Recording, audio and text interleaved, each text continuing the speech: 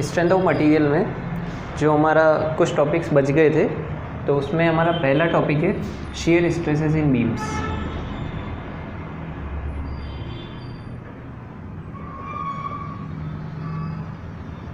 ठीक है, shear stresses इन beams जो है, इस टॉपिक को करने से पहले सबसे पहले ये समझना होगा कि शियर फोर्स क्या होता है। ठीक है, शियर फोर्स। तो मान लीजिए हमारी एक सिंपली सपोर्टेड बीम है, ये एक सिंपली सपोर्टेड बीम है और उसके ऊपर यूडीएल लगा हुआ है। ठीक है, और अगर इसको 3D में बनाना चाहो तो प्रिज्मेटिक बीम किस टाइप से बनती है, ये हमारी एक रेक्टेंगुलर सेक्शन की प्रिज्मेटिक बीम है। ठीक है, और इसके ऊपर जो है वो यूडीएल लग रहा है। अब हमको क्या करना होता है कि सबसे पहले हम शियर फोर्स फाइंड आउट करने के लिए एसएफडी बनाते हैं। ठीक है, तो शियर फोर्स डायग्राम हमने पहले ही स्टडी किया हुआ है। जब बीम के ऊपर यूडीएल लगता है और ये उसका स्पान है, तो उसका शियर फोर्स डायग्राम कैसे बनेगा, कुछ इस टाइप से। ठीक है, और ये वैल्यू होती है W/2 यूडीएल के केस में। ठीक है, तो शियर फोर्स डायग्राम से हमको क्या पता चलता है कि बीम के पर्टिकुलर सेक्शन पर कितना शियर फोर्स आ रहा है। जैसे कि मान लीजिए ये हमारा बीम का रेक्टेंगुलर सेक्शन है, तो इस एंड सेक्शन की बात करें तो यहाँ पर कितना शियर फोर्स आ रहा है, इतना। ठीक है, उसी तरीके से मान लीजिए मैं एक सेक्शन यहाँ पर मान लेता हूँ, तो बीम के इस सेक्शन पर कितना शियर फोर्स आ रहा है, इतना शियर फोर्स आ रहा है। उसी तरीके से दूसरा कोई सेक्शन मान लेते हैं, तो इस सेक्शन पर कितना शियर फोर्स आ रहा है, इतना शियर फोर्स आ रहा है। तो शियर फोर्स डायग्राम बनाने का हमारा पर्पज़ ये होता है कि हमको बीम के पर्टिकुलर सेक्शन पे कितना शियर फोर्स आ रहा है वो पता चलता है। ठीक है, तो शियर स्ट्रेसेस इन बीम्स में जो शियर फोर्स होता है उसको अपन F से डिनोट करेंगे। F होता है अपना shear force at any section of beam. ठीक है, अब इसके बाद ये तो हो गया कोई पर्टिकुलर सेक्शन पर आने वाला फोर्स। अब हम अगर शियर स्ट्रेस की बात करें तो मान लीजिए ये एक रेक्टेंगुलर सेक्शन है जिसकी विड्थ है b और डेप्थ मान लेते हैं t। ठीक है, तो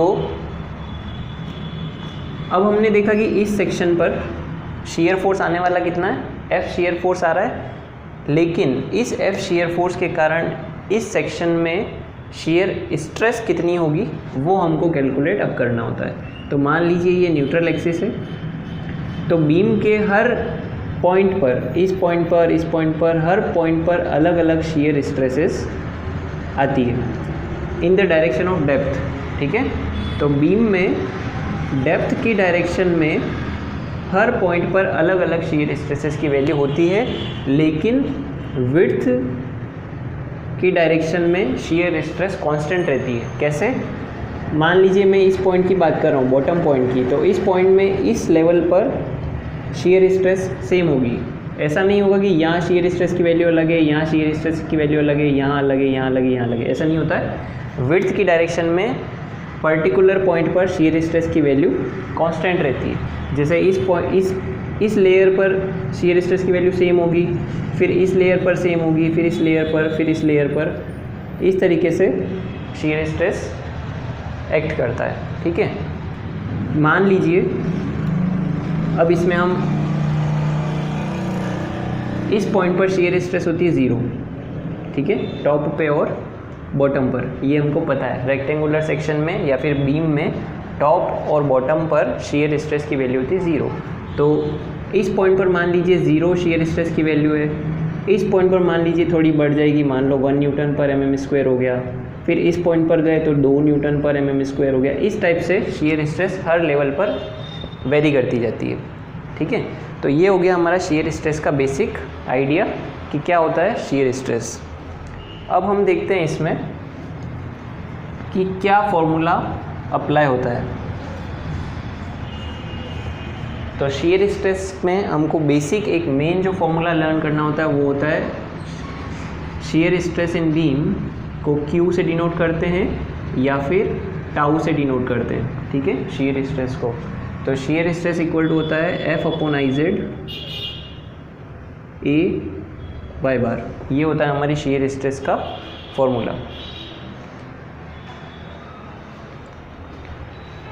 अब इसमें देखते हैं कि किस वैल्यू को क्या बोलेंगे। तो Q और टाउ जो होता है वो तो हमारा शीयर स्ट्रेस होता है at any particular point. F is the shear force, जो कि हमने अभी देख चुके हैं कि शीयर फोर्स कैसे लगता है।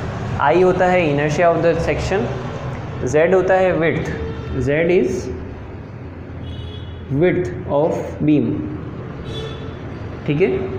और A and Y bar, area होता है A और Y बार होता है सेंटर ऑफ ग्रेविटी यानी कि CG। लेकिन एरिया और CG लेना कौन सा होता है वो हम जब न्यूमेरिकल करेंगे तब देखेंगे कि एरिया लेना कौन सा होता है और CG कौन सी लेनी होती है, ठीक है। तो ये हो गया हमारा formula tau equal to F/IZ AY bar. अब कई बार क्वेश्चन ये भी पूछा जाता है कि इसमें रिलेशन पूछते हैं कि शेयर फोर्स जो है, जैसे कि F जो होता है शेयर फोर्स, तो F यहाँ पर फॉर्मूले में ऊपर है, तो शेयर फोर्स जो है वो शेयर स्ट्रेस की क्या हो गया, प्रोपोर्शनल हो गया। जितना शेयर फोर्स की वैल्यू बढ़ेगी, F की वैल्यू जैसे जैसे बढ़ेगी तो शेयर स्ट्रेस की वैल्यू भी बढ़ेगी। तो इस टाइप से आपको रिलेशन देखना है। तो शेयर स्ट्रेस मान लीजिए Q, तो Q जो डायरेक्टली प्रोपोर्शनल होता है वो फोर्स के होता है, और AY बार भी ऊपर ही है तो AY बार के भी प्रोपोर्शनल हो गया, ठीक है। उसी तरीके से IZ जो है वो बॉटम में डिवाइड में लिखा हुआ है, तो शेयर स्ट्रेस जो होता है वो इनर्शिया और विड्थ के इन्वर्सली प्रोपोर्शनल कहलाएगा। तो इस तरीके से मेनली इनका नहीं पूछा जाता है, ये रिलेशन पूछते हैं, ठीक है। इसके बाद आपको एक बात नोट करनी है कि किसी भी बीम में न्यूट्रल एक्सिस पर शेयर स्ट्रेस जो होती है वो मैक्सिमम होती है। Shear stress eight neutral axis जो होती है वो मैक्सिमम होती है, लेकिन बेंडिंग स्ट्रेस जो होती है एट न्यूट्रल एक्सिस वो होती है 0, ठीक है। बीम में न्यूट्रल एक्सिस पर शेयर स्ट्रेस होती है मैक्सिमम, लेकिन बेंडिंग स्ट्रेस जो होती है वो होती है 0। उसी के साथ साथ किसी भी बीम में जनरली अगर आई सेक्शन की बात करो तो आई सेक्शन में आपको पता होगा कि इसको हम फ्लेंज बोलते हैं और इसको हम वेब बोलते हैं। ये होती है वेब और ये होती है फ्लेंज। तो बीम के अंदर इन बीम 90 to 98% जो शेयर होता है बीम पर आने वाला, ठीक है। इन beam 90 to 98% share is carried by web only. Beam में जितना भी शेयर फोर्स आता है उसका 90 से 98% जो शेयर कैरी करता है वो करता है बीच वाला ये वेब। तो कभी भी हमें शेयर के अकॉर्डिंग डिज़ाइन करना होता है तो मेन हम कंसंट्रेशन जो रखते हैं वो वेब के ऊपर रखते हैं, ठीक है। अब इसके बाद हम बात करते हैं शेयर स्ट्रेस डिस्ट्रीब्यूशन डायग्राम्स की।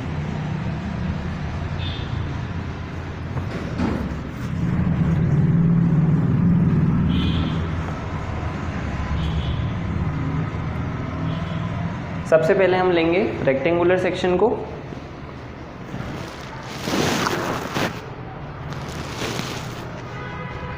रेक्टेंगुलर सेक्शन की बात करते हैं तो ये हमारा हो गया रेक्टेंगुलर सेक्शन, जिसकी विड्थ हो गई b एंड डेप्थ हो गई d, ठीक है।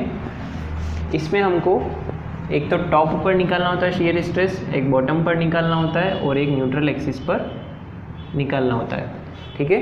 तो सबसे पहले अगर इस A पॉइंट की बात करें, ये A पॉइंट हो गया हमारा, ये B पॉइंट हो गया, ये C पॉइंट हो गया।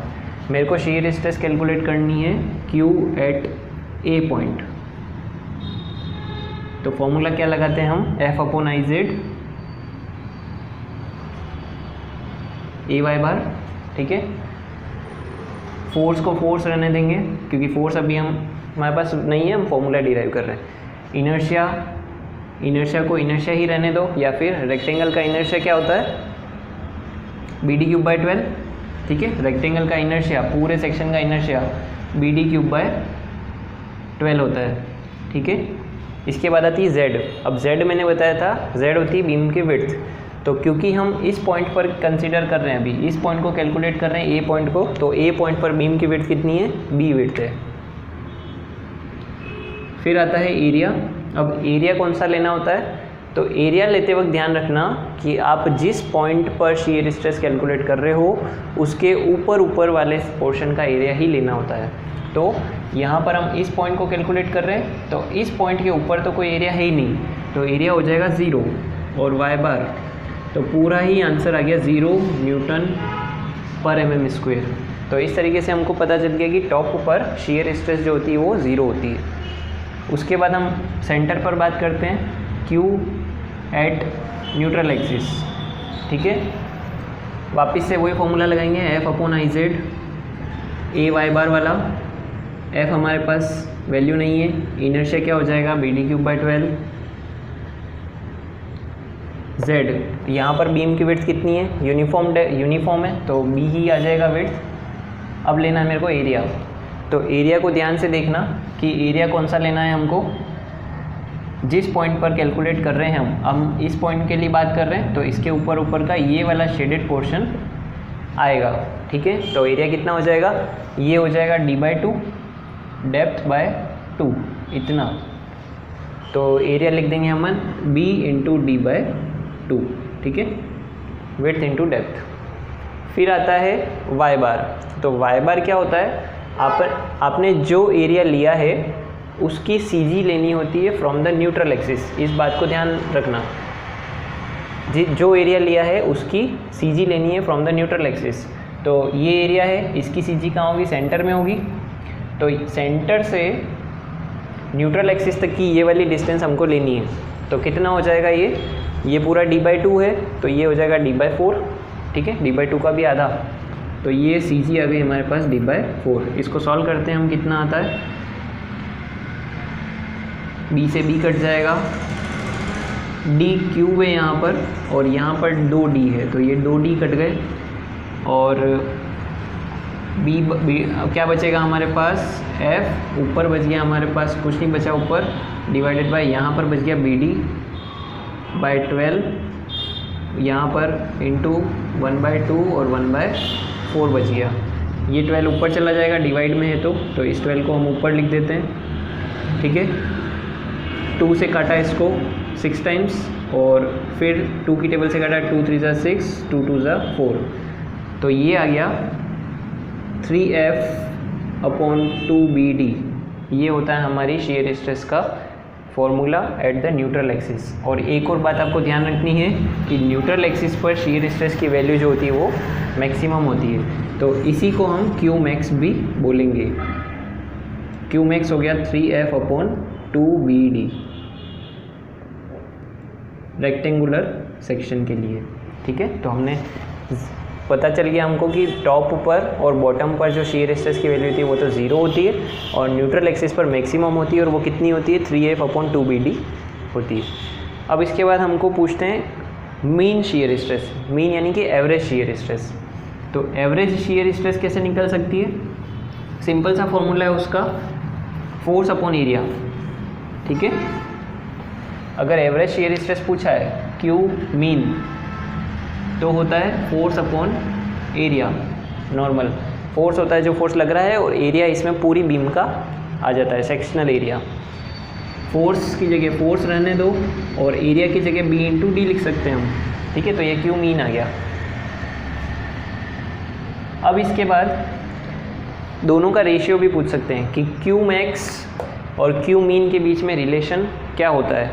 तो दोनों के बीच अगर रिलेशन पता करना हो तो Qmax/Q मीन अगर करते हैं तो Qmax का फॉर्मूला होता है 3F/2BD, और Q मीन का फॉर्मूला होता है F/BD। इसको जब अपन सॉल्व करेंगे तो हमारे पास क्या आएगा, 3F upon 2BD multiply by ये उल्टा हो जाएगा, तो BD अपॉन F हो जाएगा। F से F कैंसिल हो गया, BD से BD कैंसिल हो गया, तो हमारे पास आंसर बचा 3/2 विच इज़ 1.5।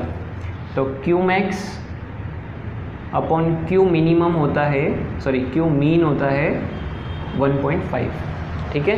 और आगे इसको सिंप्लीफाई करके लिखना चाहो तो Q max is equals to 1.5 times of Q mean. ये भी आपको पता रहना चाहिए, ये Q मीन इधर चला गया, तो हमेशा जो मैक्सिमम स्ट्रेस होती है रेक्टेंगुलर सेक्शन में वो मीन शियर स्ट्रेस की 1.5 गुना होती है, 1.5 टाइम्स, ठीक है। तो ये था हमारा शियर स्ट्रेस का रेक्टेंगुलर सेक्शन के लिए फॉर्मूला। अब इसके बाद हमको ये देखना है कि इसका शियर स्ट्रेस डिस्ट्रीब्यूशन डायग्राम कैसे बनता है। तो शियर स्ट्रेस डिस्ट्रीब्यूशन डायग्राम के लिए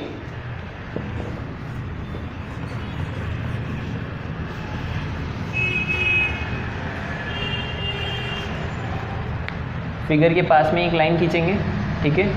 टॉप ऊपर शियर स्ट्रेस कितनी आई थी 0, यहाँ पर 0 वैल्यू आ गई। न्यूट्रल एक्सिस पर कुछ वैल्यू आई थी, वो मान लो इतनी आई थी, तो इसको इससे मिला देंगे पैराबोलिक। तो ये बन गया हमारा shear stress distribution diagram for rectangular section. This is Q max and this is Q minimum which is 0, ठीक है। तो ये था हमारा रेक्टेंगुलर सेक्शन का काम। इसके बाद हम देखेंगे सर्कुलर सेक्शन को। सर्कुलर सेक्शन बनाएंगे हम। ये है हमारा सर्कुलर सेक्शन। इसकी डेप्थ यानी कि डायामीटर मान लेते हैं D डायामीटर हो जाएगा। इसमें भी 3 पॉइंट मिलेंगे हमको, टॉप पॉइंट, न्यूट्रल एक्सिस का पॉइंट और बॉटम वाला पॉइंट, ठीक है। तो टॉप पर तो हमको वैसे ही पता है कि शियर स्ट्रेस की वैल्यू 0 होती है, तो वो अब ज़्यादा हमको करने की ज़रूरत नहीं है। तो टॉप पे और बॉटम पर तो 0 हो गई। अब हमको कहाँ निकालनी है, at this point neutral axis, और जो कि हमेशा होती है Q मैक्स, जो कि हमने अभी देखा न्यूट्रल एक्सिस पर शियर स्ट्रेस की वैल्यू मैक्सिमम होती है। तो यहाँ पर जो भी वैल्यू आएगी वो हमारी Q मैक्स होगी।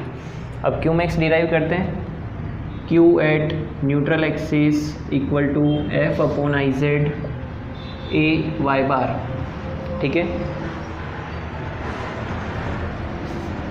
F अपॉन इनर्शिया का फॉर्मूला क्या होता है सर्कुलर सेक्शन के लिए।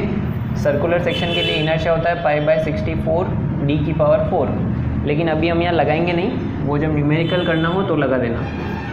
Z लेना है, तो Z क्या होगा, हम इस पॉइंट की बात कर रहे हैं, तो यहाँ पर विड्थ कितनी है बीम की, इतनी विड्थ है, तो ये तो डायामीटर के बराबर है, तो विड्थ यहाँ पर आ जाएगी डायामीटर। और एरिया क्या होता है, सर्कल का एरिया π/4 D², ये होता है सर्कल का एरिया। लेकिन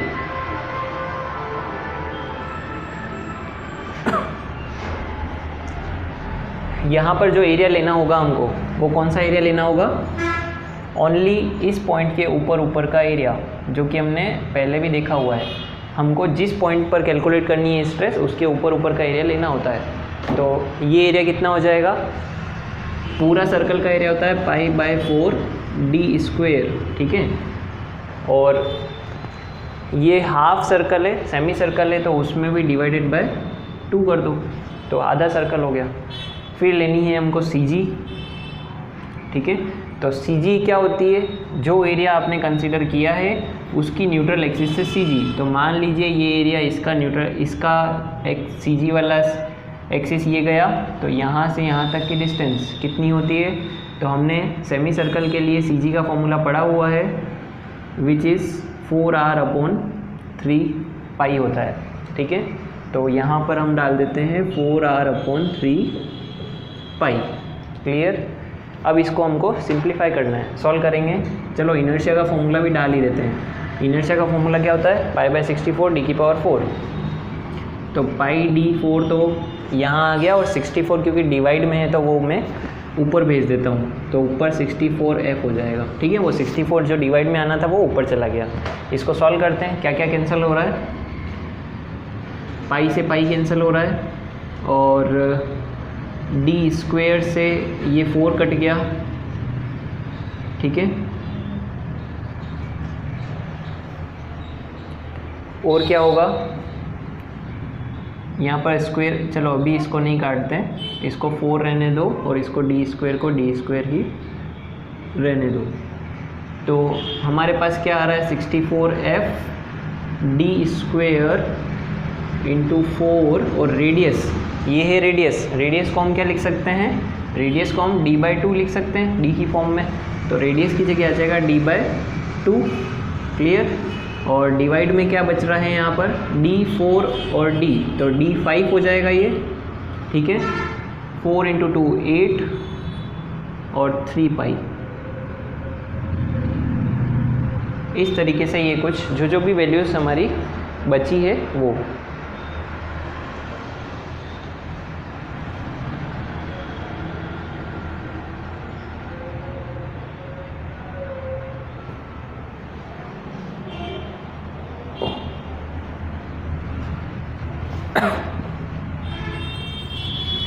सॉल्व करेंगे, इसको कितना आएगा, 2 की टेबल से 4 को काटा।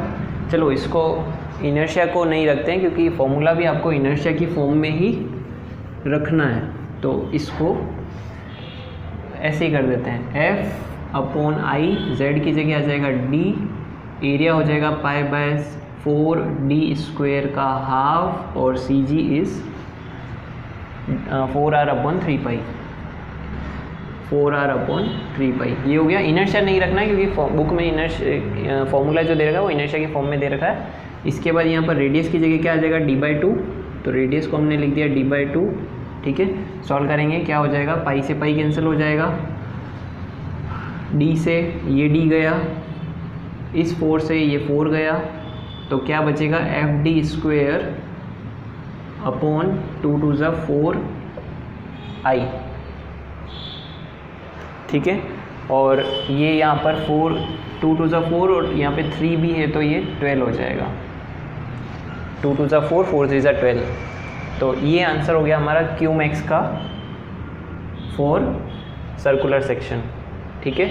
ये आपको नोट करके याद रखना है, और अगर याद नहीं रख सको तो एग्ज़ाम में बनाने का प्रोसीजर इस टाइप से होता है। इसी तरीके से अगर Q मीन की बात करें तो Q मीन तो वही होता है फोर्स अपॉन एरिया, क्लियर।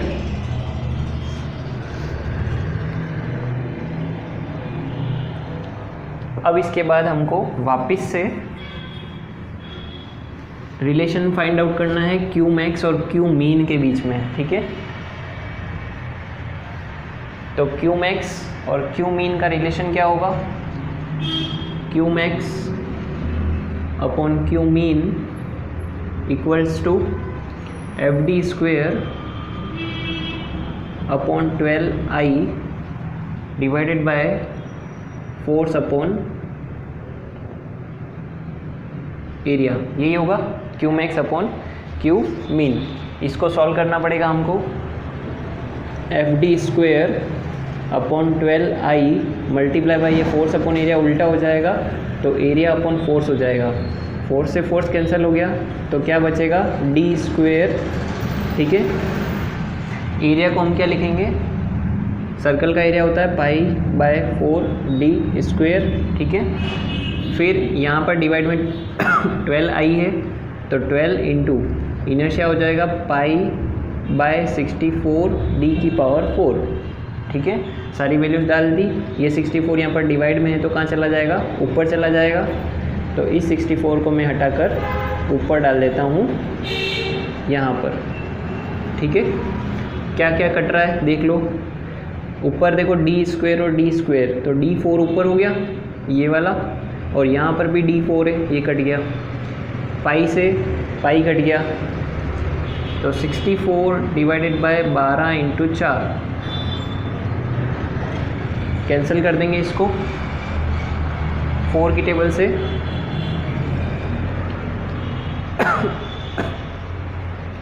या फिर डायरेक्ट कर दो, 64 डिवाइडेड बाय 12 4 सा 48, ठीक है।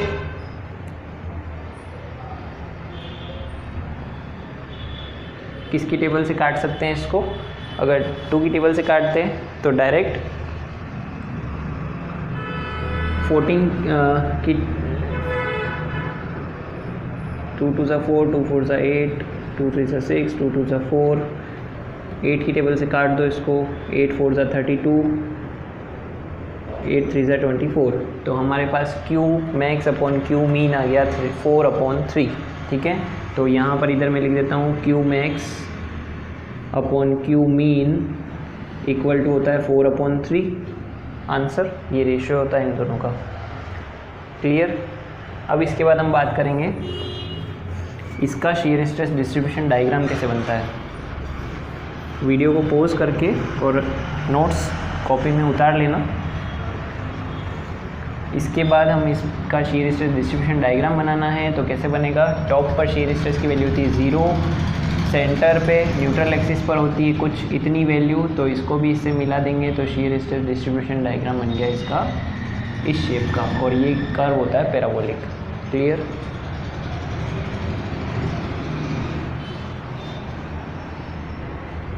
अब हम बात करेंगे कुछ दूसरे और शेप्स की जिनका कि खाली हमको शीयर स्ट्रेस डिस्ट्रीब्यूशन डायग्राम सीखना है।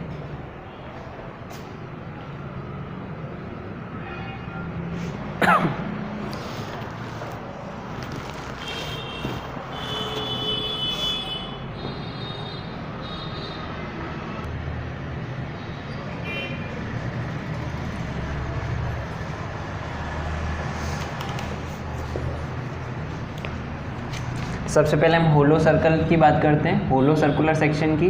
तो ये हमारा एक होलो सर्कुलर सेक्शन बना देते हैं, ठीक है।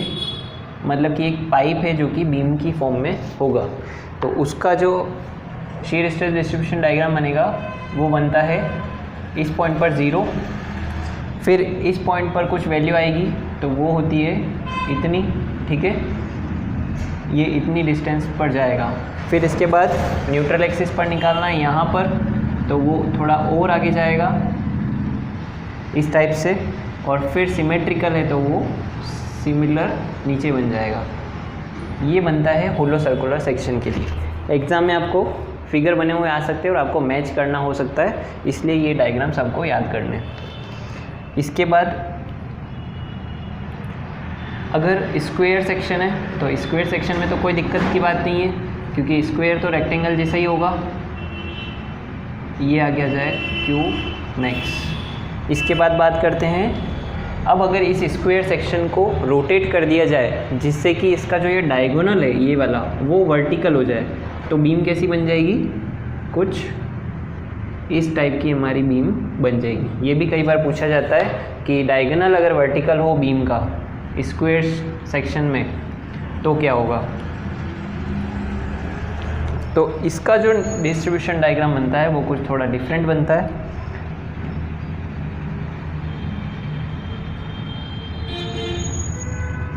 इस वाले केस में मैक्सिमम जो शियर स्ट्रेस होती है वो न्यूट्रल एक्सिस पर नहीं आकर और न्यूट्रल एक्सिस से थोड़ा सा दूरी पर आती है, इस डिस्टेंस पर, ठीक है। और इसमें इस Q मैक्स का फॉर्मूला होता है Q max equal to 9F upon 8B square, ये याद रखना है। इसके बाद इसी में अगर Q मीन निकालना हो तो Q मीन होता है फोर्स अपॉन एरिया, वो तो हमको वैसे भी पता है, सभी में सेम लगता है फोर्स अपॉन एरिया। तो फोर्स अपॉन स्क्वेयर का एरिया, अगर मान लीजिए इसकी साइड जो है वो B है, इस फॉर्मूले में भी जो ये B आया था वो इस स्क्वेयर की साइड थी, तो स्क्वेयर का एरिया क्या होता है? Side into side B square. Clear?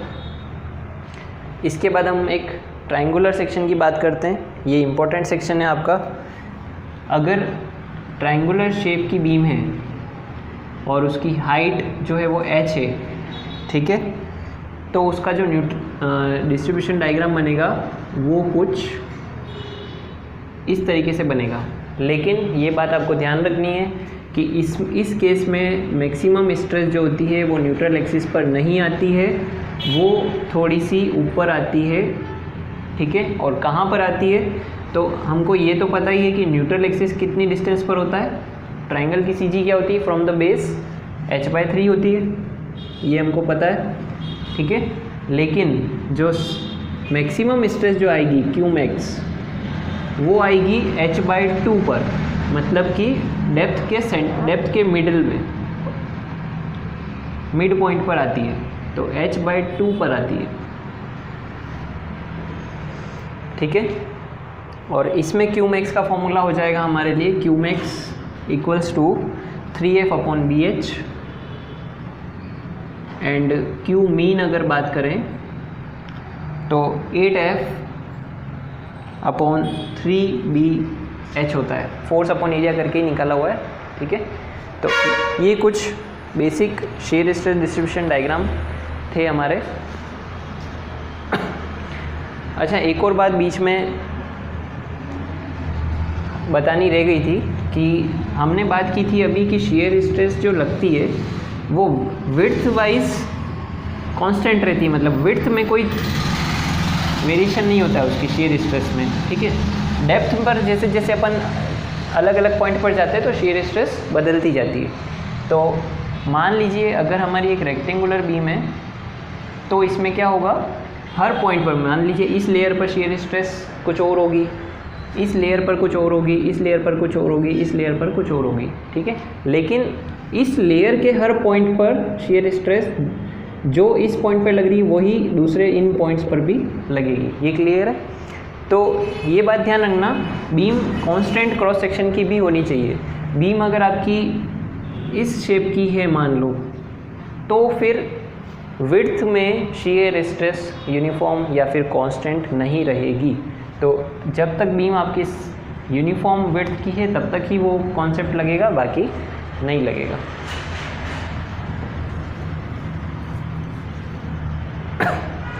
इसके बाद हम बात करेंगे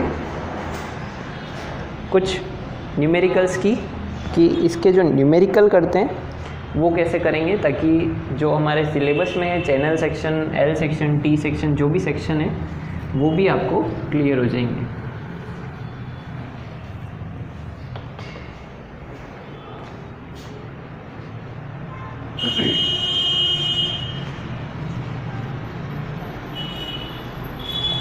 एक आई सेक्शन को हम कंसीडर करते हैं, सिमेट्रिकल आई सेक्शन को, ठीक है।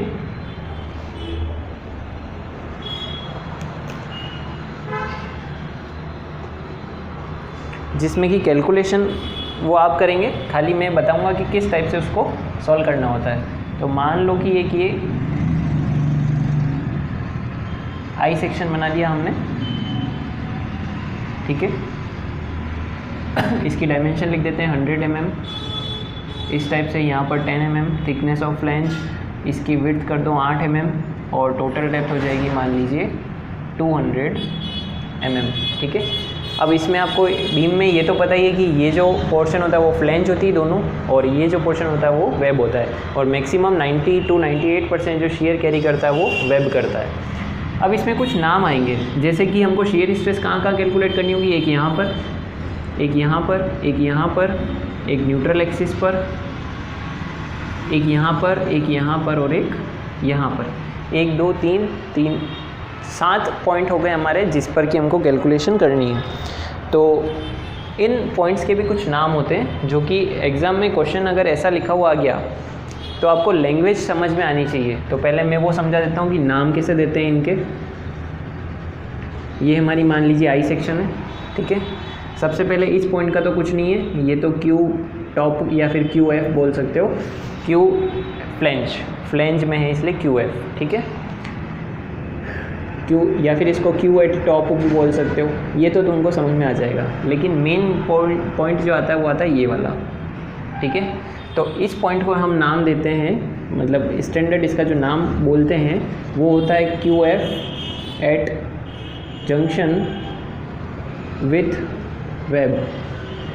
और ये जो पॉइंट होता है इसको हम नाम देते हैं Q W at junction with flange,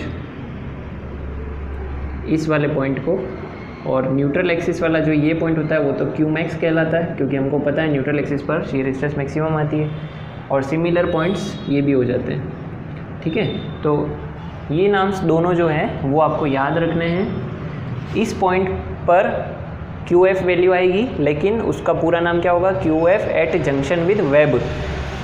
ठीक है, QF के साथ वेब आता है और QW के साथ फ्लेंज आता है। ठीक है,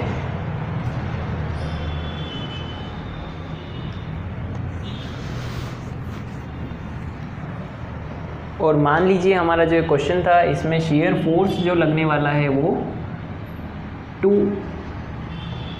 120 किलो न्यूटन लग रहा है, जो कि हमको जनरली गिवन होता है। ठीक है, तो सबसे पहले इस पॉइंट की बात करेंगे। पहला पॉइंट QF या फिर Q at top which is equal to 0। हमको पता है टॉप पर और बॉटम पर शियर स्ट्रेस की वैल्यू 0 होती है। सेकेंड पॉइंट को कंसिडर करेंगे। इस पॉइंट को क्या नाम देंगे हम, QF at junction with web. Clear, क्या फॉर्मूला लगेगा इसके लिए, F upon IZ A y bar, यही वाला लगेगा। शियर फोर्स की वैल्यू कितनी है, 120 इंटू 10⁻³ हो जाएगा। ठीक है, अब मेरे को लेना है इनर्शिया, तो पूरी I सेक्शन का इनर्शिया तुमको कैलकुलेट करना होगा। तो वो कैसे होगा, तो उसके लिए मैं आपको आइडिया दे देता हूँ। ये हमारी I बीम है, तो इसमें हम क्या करेंगे कि इधर से इस पोर्शन को क्लोज कर देंगे, तो ये बन गया हमारा एक रेक्टेंगल पूरा। ठीक है, तो रेक्टेंगल इसको मैं कैपिटल B और अगर कैपिटल D दे दूँ पूरे को, तो रेक्टेंगल का इनर्शिया क्या होता है, BD³/12 होता है, हमने पढ़ा हुआ है पहले।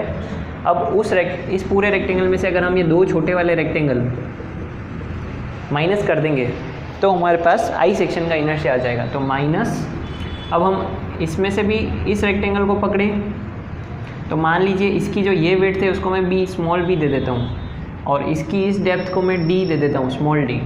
तो इस रेक्टेंगल का इनर्शिया कितना हो जाएगा, BD³/12, और क्योंकि ऐसे दो रेक्टेंगल है तो इसको मल्टीप्लाई बाय 2 कर दूंगा। तो इसमें आप वैल्यू जो पुट करके निकालेंगे तो वो आपका इनर्शिया आ जाएगा। तो इनर्शिया अभी फ़िलहाल I ही रहने देते हैं इसको। अब बात करते हैं Z की। तो Z जो होगा, मैंने पहले ही बताया था Z होती है विड्थ, तो हम इस पॉइंट पर कंसीडर कर रहे हैं अभी। तो यहाँ पर विड्थ कितनी है टोटल बीम की, 100 mm। ठीक है, फिर आता है AY बार। एरिया क्या होगा, तो एरिया भी हमने बताया हुआ है कि जिस पॉइंट को कंसीडर कर रहे हैं उसके ऊपर का एरिया लेना होता है। तो यहाँ पर हम ये इस फ्लेंज वाले पोर्शन का एरिया लेंगे। तो कितना हो जाएगा, ये 100 तो चौड़ाई है और डेप्थ है इसकी 10, तो 100 × 10। ठीक है, ये हो गया हमारा एरिया। अब बात करते हैं हम CG की, Y बार के लिए। तो CG कैसे निकलेगी, CG वही जो एरिया आपने कंसीडर किया है उसकी न्यूट्रल एक्सिस से दूरी लेनी होती है। तो ये हमारा एरिया है, इसका सेंटर पकड़ा हमने, यहाँ पर होगा इसका सेंटर, तो मेरे को यहाँ से लेके न्यूट्रल एक्सिस तक की ये दूरी चाहिए। कितनी होगी ये टोटल 200 है, तो 200 का हाफ कर देंगे तो ये पूरा 100 हो जाएगा। और 100 में से अगर ये 5 mm माइनस हो गया, क्योंकि ये 5 हो गया और ये भी 5 हो गया, तो टोटल 100 में से 5 गया तो 95 हमारी CG आ जाएगी। ठीक है, इसको सॉल्व करके आप वैल्यू निकाल सकते हैं। क्लियर है। इसके बाद हम थर्ड पॉइंट की बात करते हैं। तो थर्ड पॉइंट होता है ये वाला, इसको हम नाम क्या देंगे, QW at junction with flange. Clear है। वापस से फॉर्मूला लगाएंगे, F upon IZ AY bar वाला फॉर्मूला यहाँ पर नहीं लगेगा। क्यों नहीं लगेगा, क्योंकि इस पॉइंट के लिए ये आपको हमेशा ध्यान रखना है कि कोई भी ये कॉर्नर वाला जो पॉइंट होता है हमारा, इसके लिए ये फॉर्मूला नहीं लगा के इसी का एक डिराइव्ड फॉर्मूला है, वो पर्टिकुलर इसी पॉइंट के लिए है, वो और कहीं नहीं लगेगा, वो ओनली इस पॉइंट के लिए ही लगेगा। ठीक है, तो वो फॉर्मूला क्या होता है, BF upon TW into QF at junction with web. ये होता है इसका फॉर्मूला, आपको याद रखना है। BF क्या होता है, विड्थ ऑफ फ्लेंज, तो फ्लेंज की विड्थ कितनी है 100। TW होता है thickness of web, thickness of web कितना है 8 mm, into Q F at junction with web, ये तो वही ऊपर वाला ही पॉइंट है, Q F at junction with web. तो इस फॉर्मूले से जो आंसर आएगा वो आंसर यहाँ पर हमको लगाना होता है, ठीक है। तो कैसे किया, टोटल विड्थ, टॉप की विड्थ 100 डिवाइडेड बाय वेब की विड्थ 8 mm मल्टीप्लाई बाय इस पॉइंट का जो आंसर था वो यहाँ पर लगेगा, ठीक है। तो इससे हमको जो भी आंसर मिलेगा वो आएगा। इसके बाद हम बात करते हैं सेंटर पॉइंट की, चौथा वाला हमारा जो ये होगा। तो ये दोनों क्लियर है।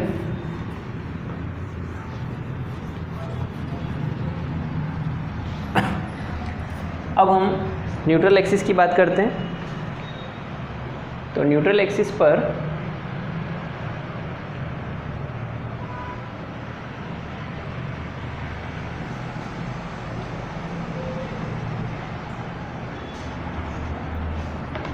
ये जो विड्थ है, टॉप विड्थ वो 100 mm है, वो दिख नहीं रही होगी, ठीक है। टॉप विड्थ जो है वो ये यहाँ पर दे दो इसको 100 mm, क्लियर। तो अब हम देखते हैं कि हमको न्यूट्रल एक्सिस की बात फाइंड आउट करना है। तो फिर से वही फॉर्मूला लगेगा, क्यू मैक्स बोलेंगे उसको हम, Q max equal to F upon I Z A Y bar, clear. Force कितना है हमारा 120 इंटू 10⁻³ लगेगा, क्योंकि किलो न्यूटन को न्यूटन में बदलना है। अगर पहले वाले में हमने नहीं लगाया हो तो वहाँ पे भी यूनिट का तो आपको ध्यान रखना ही है। फिर इसके बाद इनर्शिया, तो इनर्शिया तो हमने निकाल चुके, z लेना है। तो z लेने के लिए इस पॉइंट पर विड्थ कितनी है, ये हमारी वेब की विड्थ आएगी 8 mm, क्लियर। अब हमको ए वाई बार लेना है, ठीक है। तो अब ए वाई बार लेने के लिए ये पॉइंट हम ले रखा है, ठीक है, इस पॉइंट की बात कर रहे हैं। तो अब इस पॉइंट के ऊपर का एरिया कौन सा होगा, दो एरिया आएंगे, एक तो ये वाला बॉक्स आएगा हमारे पास और एक ये ऊपर वाला बॉक्स आएगा, ठीक है, ये वाला। तो इस ऊपर वाले पोर्शन की अगर बात करें तो उसका एरिया सी जी तो हमने पहले भी कैलकुलेट किया ही था, एरिया हो जाता है 100 × 10, ठीक है। 100 हो गया विड्थ और 10 हो गई डेप्थ, और उसकी सी जी हमने निकाली थी 95 पहले, ये तो था ही। अब इसमें प्लस करेंगे ए वाई बार को इसका, ठीक है। हमने इसका एरिया और सी जी तो ये ले लिया। अब उसके बाद ये नीचे वाला जो बॉक्स है इसका एरिया और सी जी लेना है। तो एरिया कितना होगा, ये डेप्थ बताओ कितनी होगी, ये डेप्थ। तो इस डेप्थ के लिए ये टोटल डेप्थ हो रही है 100 mm की, ठीक है। तो 100 mm में से 10 mm माइनस हो गया तो ये हो जाएगा 90 mm। तो डेप्थ तो हो गई 90 और विड्थ कितनी है इसकी 8 mm, तो 90 × 8 ये हो गया एरिया। और फिर उनको लेनी है इसकी सी जी। तो अब इस एरिया का सेंटर पकड़ो, इस एरिया का सेंटर होगा यहाँ पर। यहाँ से न्यूट्रल एक्सिस तक की दूरी कितनी होगी, 90 का हाफ 45। तो इस टाइप से इस इक्वेशन को जब सॉल्व करोगे तो हमको मिलेगा क्यू मैक्स की वैल्यू, ठीक है। और सिमेट्रिकल बीम है तो नीचे की तरफ भी सेम वैल्यूज़ होगी इसकी। जो वैल्यू यहाँ पर होगी वो यहाँ के लिए हो जाएगी, यहाँ वाली वैल्यू यहाँ लग जाएगी, यहाँ वाली यहाँ के लिए। इस टाइप से हमारा ये क्वेश्चन पूरा होता है। इसी टाइप से हम एल सेक्शन की भी बात कर सकते हैं। इन्वर्टेड एल है, अगर ये मान लीजिए ऐसी बीम दे रखी है, ठीक है। तो इस बीम में कहाँ कहाँ निकलेगा, एक यहाँ पर, एक यहाँ पर, यहाँ पर, यहाँ पर और यहाँ पर, ठीक है। ये हम बाद में बात करते हैं इस पर। अब इस बीम का बनाना है हमको डिस्ट्रीब्यूशन डायग्राम। हर बीम का शियर स्ट्रेस डिस्ट्रीब्यूशन डायग्राम तो बनाना ही होता है। तो कैसे बनेगा, ये लाइन खींचेंगे हम यहाँ पर इसी के जस्ट पास में, ठीक है। टॉप पर कितना आता है 0, ये 0 हो गया। इसके बाद इस पॉइंट पर हमने कुछ वैल्यू निकाली थी तो वो मान लीजिए इतनी आई होगी, तो इसको इससे मिला दिया, ठीक है। फिर हमने इस पॉइंट पर निकाली थी तो वो वैल्यू हमेशा इस वाली से थोड़ी ज़्यादा आती है, ठीक है। तो लेवल तो सेम है, दोनों एक ही पॉइंट पर है, लेकिन ये वैल्यू कम है तो यहाँ लगाई। फिर इस पॉइंट पर वैल्यू कुछ ज़्यादा आएगी तो वो थोड़ा सा हमको आगे जाना पड़ेगा इस टाइप से, ठीक है।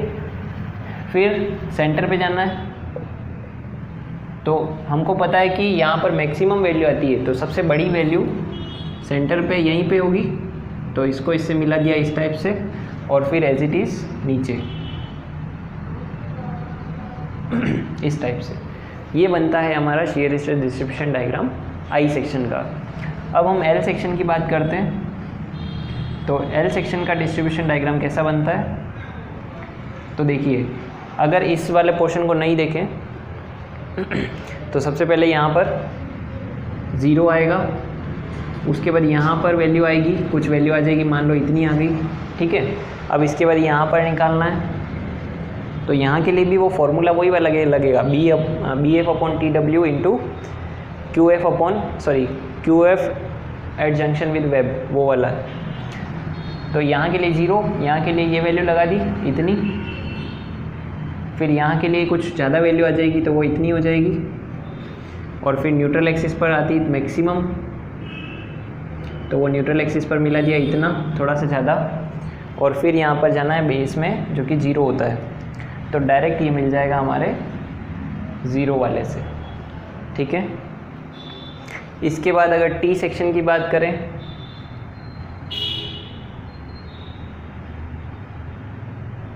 तो टी सेक्शन तो आई सेक्शन जैसे ही होता है, न्यूट्रल एक्सिस के ऊपर तो पूरा आई सेक्शन है, तो यहाँ पर सिमिलर, यहाँ पर के लिए 0, यहाँ के लिए बनेगा ऐसा वाला, फिर इस पॉइंट पर जाएंगे तो थोड़ा आगे जाना पड़ेगा, फिर न्यूट्रल एक्सिस पर जाएंगे तो मैक्सिमम आएगी वैल्यू, ठीक है, और फिर यहाँ पर चले जाएंगे तो 0।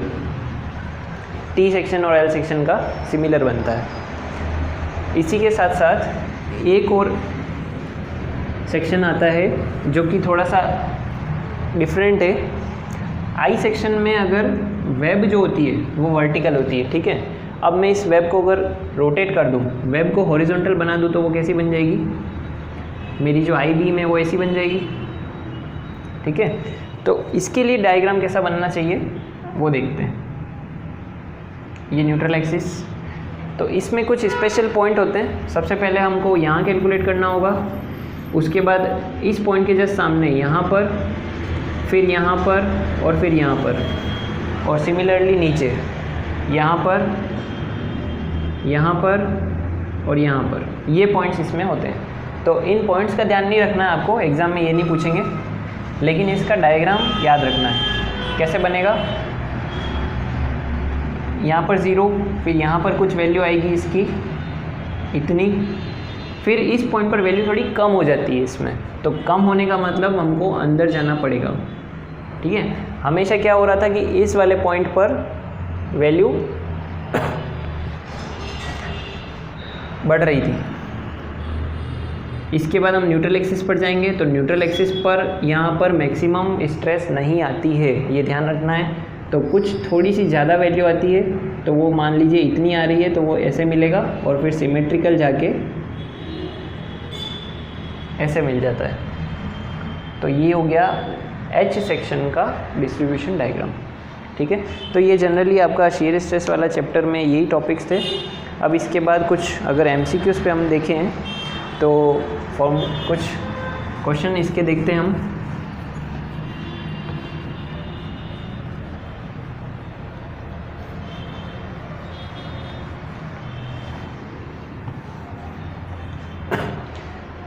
क्वेश्चन है, at the neutral axis of a beam the shear stress is, option है 0, मिनिमम, मैक्सिमम, इन्फिनिटी। तो इसमें तो हमको पता है न्यूट्रल एक्सिस पर शियर स्ट्रेस मैक्सिमम होती है, ऑप्शन हो जाएगा सी। नेक्स्ट क्वेश्चन है, the maximum shear stress developed in a beam of rectangular section is dash the average shear stress, ठीक है। तो ये हमने पढ़ा हुआ है। क्वेश्चन क्या बोल रहा है कि मैक्सिमम शियर स्ट्रेस जो होती है रेक्टेंगुलर सेक्शन में, वो एवरेज शियर स्ट्रेस की कितनी होती है। तो हमने पढ़ा हुआ है कि Q max upon Q minimum जो होता है रेक्टेंगल में वो होता है 1.5, तो ये उधर शिफ्ट हो जाएगा। तो Q max equal to 1.5 into Q minimum, तो मतलब कि क्यू मैक्स जो होता है वो क्यू मिनिमम का 1.5 गुना होता है, जो हमने पहले पढ़ा हुआ है। तो इसका ऑप्शन हो जाएगा आंसर सी हो जाएगा 1.5 टाइम्स। ठीक है, नेक्स्ट क्वेश्चन है the maximum shear stress developed in a beam of circular section is dash the average shear stress. ये भी वही है, मैक्सिमम शियर स्ट्रेस को पूछा है कि कितना होता है मीन स्ट्रेस का सर्कुलर के लिए। तो हमको पता है कि सर्कुलर में Q max upon Q mean होता है 3/4। 3/4 होता है या 4/3? 4/3 होता है। ये आंसर हो गया, आंसर हो जाएगा बी 4/3। इसके बाद नेक्स्ट क्वेश्चन है the ratio of maximum shear stress developed in a rectangular beam and circular beam of cross sectional area is of same cross sectional area.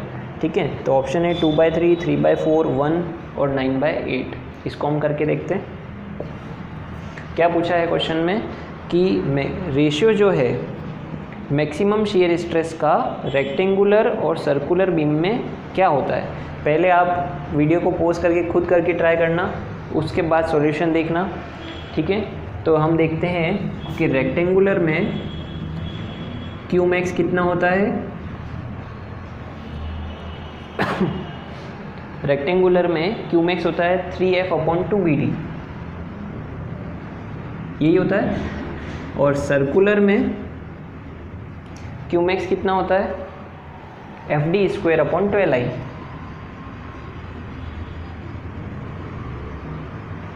ये होता है। ठीक है, अब इन दोनों का हमको रेशियो पता करना है कि इन दोनों का रेशियो जो है वो क्या होता है। तो रेशियो फाइंड आउट करने के लिए दोनों का हम डिवाइड करेंगे। तो कैसे होगा देखेंगे यहाँ पर। रेशियो रेक्टेंगुलर अपॉन सर्कुलर पूछा है, ठीक है ना। रेक्टेंगुलर पहले लिखा हुआ है तो रेक्टेंगुलर वाला ऊपर आएगा, तो 3F/2BD। अच्छा, यहाँ पर अब इनर्शिया का फॉर्मूला लगाना ही पड़ेगा, तो इसको तो हम यही रखेंगे। यहाँ पर हम इसको थोड़ा और मॉडिफाई कर देते हैं, FD²/12 और इनर्शिया क्या हो जाएगा इसके लिए π/64 D⁴। इसमें 3F/2BD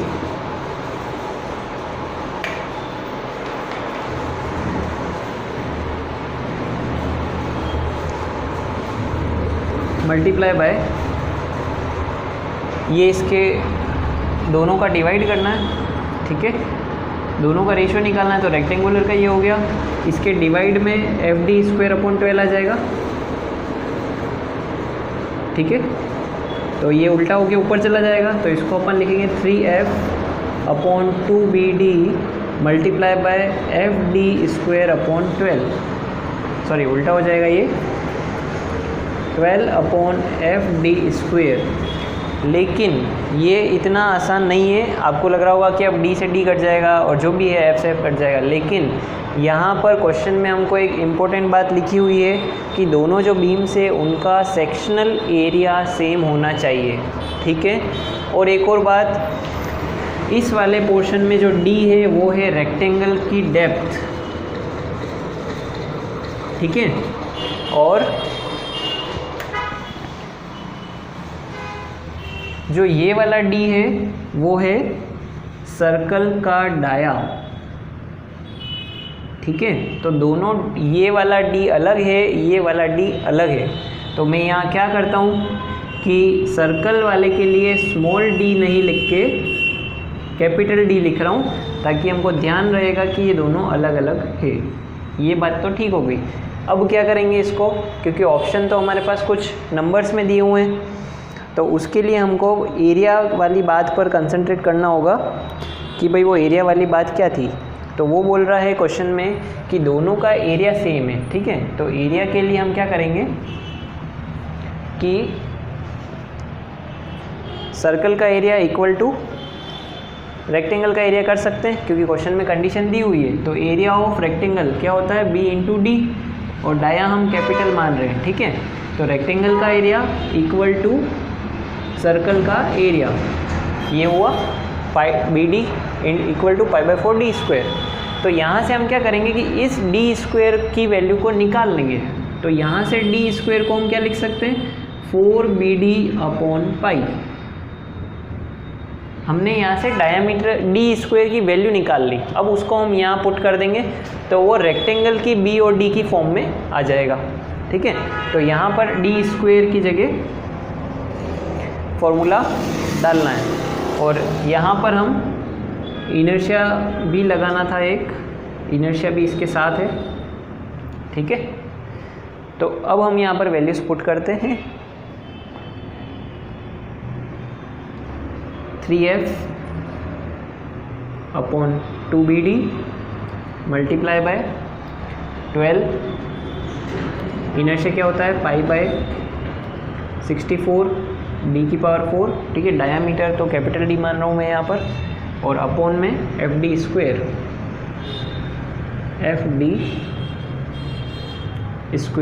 सही हो गया ये पूरा। ठीक है, ये पूरा एज इट इज़ यहाँ पर इनर्शिया का फॉर्मूला हो गया π/64 D⁴ और FD स्क्वायर जो नीचे था वो। तो यहाँ पर एक बार तो हमारा D स्क्वायर से D4 कट चुका है ये, और देखो हमने यहाँ पर कैपिटल D स्क्वायर की वैल्यू निकाल रखी है, तो इसको हम पुट कर देते हैं यहाँ पर। कितना आ जाएगा,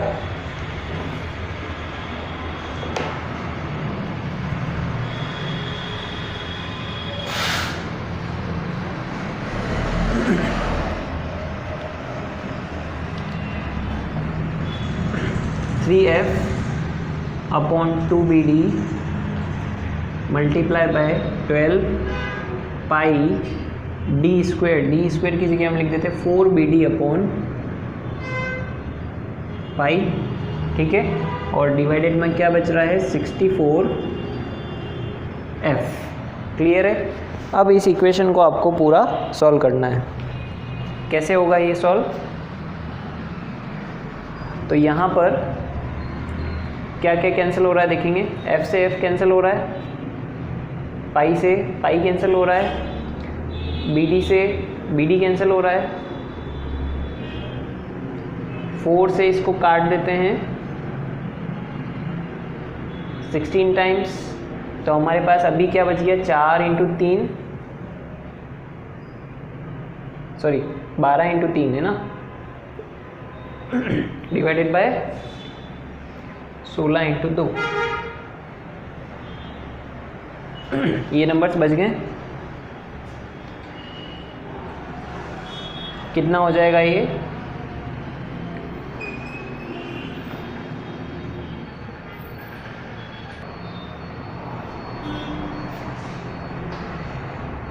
फोर की टेबल से काट दो, 4 × 3 = 12, 4 × 4 = 16, तो 3 × 3 हो जाता है 9 और 4 × 2 हो जाता है 8।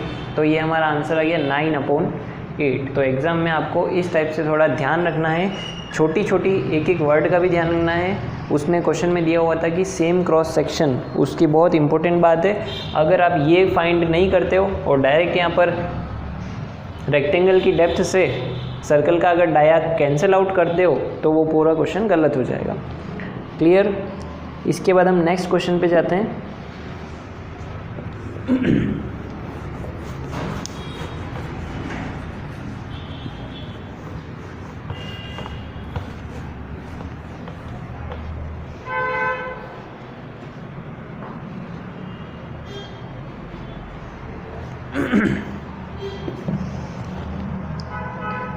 The maximum shear stress of a beam of triangular section occurs above the neutral axis।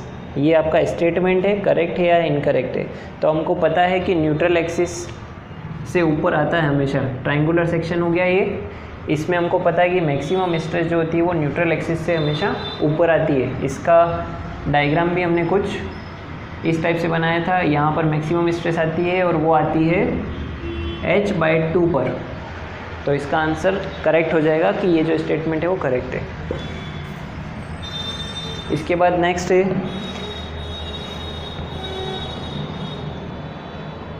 A beam of T section is subjected to a shear force of F.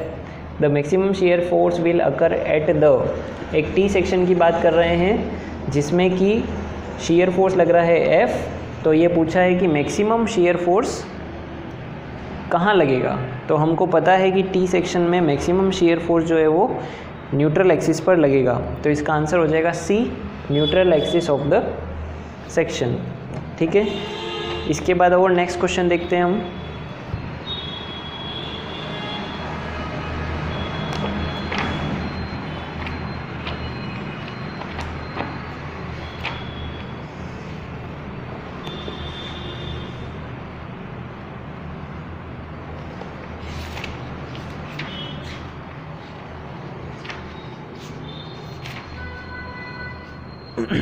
A beam of rectangular cross section is 100 mm wide and 200 mm deep. If the section is subjected to a shear force of 20 kN, then the maximum shear stress in the section is कितना? तो ये तो हमको rectangular section दिया हुआ है एक, जिसकी की विड्थ कितनी है 100 mm and depth is 200 mm। तो इसमें इसने पूछा है कि अगर shear फोर्स 20 kN हो तो मैक्सिमम स्ट्रेस कितनी होगी। तो हमने रेक्टेंगुलर में मैक्सिमम स्ट्रेस का क्यू मैक्स का फॉर्मूला क्या पढ़ा था, 3F/2VD, यही होता है। अगर आपको फॉर्मूले याद नहीं रहते हैं तो आप इसको डिराइव भी कर सकते हैं। डिराइव कैसे करते हैं वो हमने सीखा हुआ है। तो 3 फोर्स हमको दे रखा है 20 kN का, तो 20 × 10⁻³ हो जाएगा, डिवाइडेड बाय 2 इंटू विड्थ कितनी है 100 mm है और डेप्थ कितनी है 200 mm। इसको सॉल्व करते हैं तो 10⁻³ से इसके 3 0 कैंसिल हो जाएंगे, इस 20 से ये 0 कैंसिल हो जाएगा, इस 2 से ये 2 कैंसिल हो जाएगा, तो आंसर हो जाएगा 3/2 यानी कि 1.5। तो ऑप्शन हो जाएगा हमारा सही, डी ऑप्शन हो जाएगा 1.5 N/mm²। शीयर स्ट्रेस की यूनिट होती है N/mm²। इसके बाद नेक्स्ट क्वेश्चन है हमारा, ये बहुत इंपॉर्टेंट क्वेश्चन है, अच्छा है। A beam of I section 600 mm deep and 200 mm wide has flange 20 mm thick and web 20 mm thick. Flange जो है वो 25 की है, वेब जो है वो 20 की है। If the shear stress in the web at the junction of flange and web is Q, then the shear stress in the flange at the junction is कितना। ये बहुत इंपॉर्टेंट क्वेश्चन है, पहले आप इसको पढ़ें और अपने लेवल पर करने की कोशिश करें। ये हमारा फिगर है, क्वेश्चन में हमको दिया हुआ है कि 600 mm जो है डेप्थ है, 200 mm जो है वो वाइड है, फ्लैंज थिकनेस है 25 mm और वेब थिकनेस है 20 mm। अब इसके बाद अगली वाली जो लाइन है उसको ध्यान से पढ़ना। If the shear stress in the web at the junction of flange, ठीक है, इस लाइन का मतलब ये है कौन से पॉइंट की बात कर रहा है, इस पॉइंट की बात कर रहा है। ये क्या बोला था इसने लिए, if the shear stress in the web at the junction of flange, ठीक है। तो ये फ्लैंज और वेब का जंक्शन वाला पॉइंट है वेब में, तो इस पॉइंट पर जो शीयर स्ट्रेस है वो है Q। तो ये यहाँ की जो स्ट्रेस है वो है Q दे रखी है, clear. Then the shear stress in the flange at the junction, तो शीयर स्ट्रेस जो है वो फ्लैंज में जंक्शन वाले पॉइंट पर, तो इस पॉइंट की बात कर रहा है, ठीक है। ये दोनों जंक्शन वाले पॉइंट होते हैं। ये जो जंक्शन वाला पॉइंट होता है वो फ्लैंज का होता है, किसके साथ जंक्शन होता है, वेब के साथ। और ये जो वाला पॉइंट होता है वो होता है वेब में, लेकिन जंक्शन किसके साथ होता है, फ्लैंज के साथ। तो वो बोल रहा है कि इस पॉइंट पर अगर शीयर स्ट्रेस Q है तो इस पॉइंट पर शीयर स्ट्रेस कितनी होगी, ठीक है। तो मान लो कि इस पॉइंट पर शीयर स्ट्रेस जो है वो x है, मान लिया x। तो बताओ दोनों के बीच में रिलेशन क्या होता है। तो हमको एक बात पता है कि अगर इस पॉइंट पर शीयर स्ट्रेस निकालनी होती है, हमारे पास एक स्पेशल फॉर्मूला है BF/TW into QF at junction with web. ये होता है हमारा फॉर्मूला जब हमको इस पॉइंट पर कैलकुलेशन करनी होती है, और इस पॉइंट पर वैल्यू कितनी दे रखी, Q, क्लियर। यहाँ का जो आंसर है वो दे रखा है Q, तो वो आंसर को यहाँ लिख दिया, और हमारे पास निकालने का फॉर्मूला होता है ये। तो Q equals to BF, width of flange कितना है 200 mm है, थिकनेस ऑफ वेब कितना है 20 mm है,